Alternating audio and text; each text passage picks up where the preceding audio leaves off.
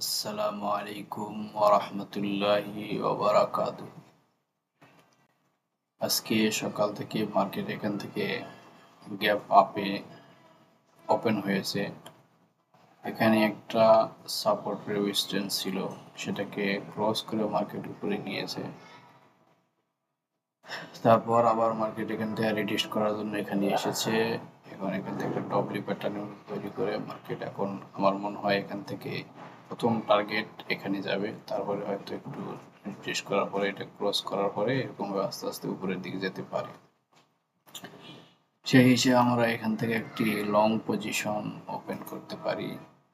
আমাদের এসএল থাকবে এইরকম জায়গায় অল্প একটু, আর টিপি দিব আমরা। প্রথম টার্গেট হলো এইটা, আর দ্বিতীয় টার্গেট হলো এইটা, তৃতীয় টার্গেট হবে এই পর্যন্ত। দেখা যাক মার্কেটে ওরা কি করে। আসসালামু আলাইকুম ওয়া রাহমাতুল্লাহি ওয়া বারাকাতুহু।